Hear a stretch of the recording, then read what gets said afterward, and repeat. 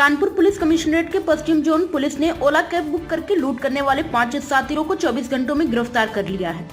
इस घटना का सफल अनावरण करने वाली पुलिस टीम को 25,000 का इनाम भी दिया जाएगा। पूरी घटना का खुलासा करते हुए डीसीपी पश्चिम डुल ने बताया कि थाना नौबस्ता हंसपुरम के निवासी विमल बाथम ओला कंपनी में गाड़ी चलाते हैं, जिनको परिवार को नौबस्ता से भौती के लिए एक बुकिंग मिली। बुकिंग के स्थान पर पहुंचते ही उनको बुकिंग करने वाले युवक के साथ 4 अन्य युवक भी मिले। सभी ओला कैब स्विफ्ट डिजायर में बैठकर निकल गए। जैसे ही कैब भौती बाईपास पहुंची तो 5 लोगों ने कैब को साइड में लगाने को कहा। इस पर विमल ने जैसे ही कैब साइड में लगाई तो 5 युवकों ने ओला ड्राइवर विमल बाथम को मारना शुरू कर दिया। उसके बाद उनके 2 मोबाइल फोन, 300 रुपए और ओला कैब स्विफ्ट डिजायर लेकर फरार हो गए। इस घटना की तहरीर के आधार पर सचेंडी पुलिस ने मुकदमा पंजीकृत कर कार्रवाई करी और पुलिस की 5 टीमों ने ह्यूमन इंटेलिजेंस सीसीटीवी सर्विलांस की मदद से 24 घंटे के अंदर 5 लुटेरों अनुज गुप्ता, तरुण गौतम, आकाश कुमार दुबे, नुमान खान, अर्पित शर्मा को फतेहपुर से लूटी हुई स्विफ्ट कार डिजायर, दोनों मोबाइल फोन सहित गिरफ्तार कर लिया है। ये सभी आरोपी फतेहपुर, लखनऊ और कानपुर के रहने वाले हैं। डीसीपी ने बताया, पुलिस की पूछताछ में आरोपियों ने बताया कि आर्थिक तंगी के चलते ऐसा किया गया था और उनके कोई आपराधिक इतिहास भी संज्ञान में नहीं आया है। इनमें से 4 लड़के 10वीं पास हैं और एक बीकॉम की पढ़ाई कर चुका है। इन सभी के ऊपर डकैती का मुकदमा पंजीकृत कर वैधानिक कार्रवाई की गई है। दिनांक 13 जनवरी को अर्ली मॉर्निंग लगभग 3 साढ़े 3 बजे विमल बाथम नाम के एक युवक के साथ, जो कि ओला कंपनी के अंतर्गत अपनी प्राइवेट टैक्सी चलाते हैं, उनको एक टैक्सी बुकिंग मिली ओला कंपनी के माध्यम से, जिसमें 5 लोगों के द्वारा नौबस्ता से भौती के लिए उनकी टैक्सी बुक कराई गई।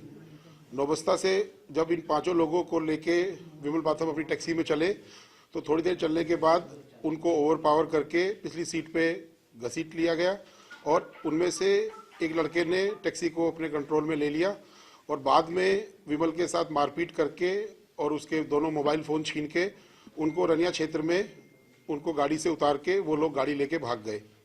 इस संबंध में जो थाना सचेंडी है उस पर सुसंगत धाराओं में पुलिस के द्वारा अभियोग पंजीकृत किया गया और घटना के सफल अनावरण के लिए 5 पुलिस टीमों का गठन करके सभी सार्थक प्रयास शुरू किए गए, जिसमें ह्यूमन इंटेलिजेंस, सीसीटीवी फुटेज और मोबाइल सर्विलांस के माध्यम से कार्रवाई की गई। मुझे बताते हुए बहुत खुशी हो रही है और अपनी टीम पे मैं बहुत प्राउड फील कर रहा हूं कि 24 घंटे के अंदर उन्होंने इस घटना का सफल अनावरण किया, सभी 5 अभियुक्तों को गिरफ्तार किया और गाड़ी को भी बरामद किया। ये सभी लोग फतेहपुर से रेलवे स्टेशन के पास गाड़ी इन्होंने छोड़ दी थी और फतेहपुर में ही ये लोग घूम रहे थे। इन 5 लोगों को पुलिस के द्वारा जब गिरफ्तार किया गया तो उनके द्वारा अपनी घटना को स्वीकार भी किया गया और पूरी घटनाक्रम को भी जो वादी के द्वारा बताया गया था उसको उन्होंने उस पर अपनी मतलब सहमति भी व्यक्त की, घटना से इकबाल भी किया। इस घटना में जो 5 लड़के हैं ये सब अर्ली 20s में हैं और इनकी बहुत कम उम्र है। इनका किसी का भी कोई पूर्व का आपराधिक इतिहास अभी तक हमारे संज्ञान में नहीं आया है। इनमें से 4 लड़के 10वीं पास है, एक लड़का बीकॉम में पढ़ रहा है। 3 अभियुक्त जिनके नाम हैं अनुज गुप्ता, तरुण गौतम और आकाश दुबे, ये लोग फतेहपुर के रहने वाले हैं मूल रूप से। एक नुमान खान है, वो लखनऊ का रहने वाला है और एक अर्पित शर्मा है जो कि मूल रूप से फर्रुखाबाद का रहने वाला है, लेकिन उसका परिवार वर्तमान में कानपुर में रहता है।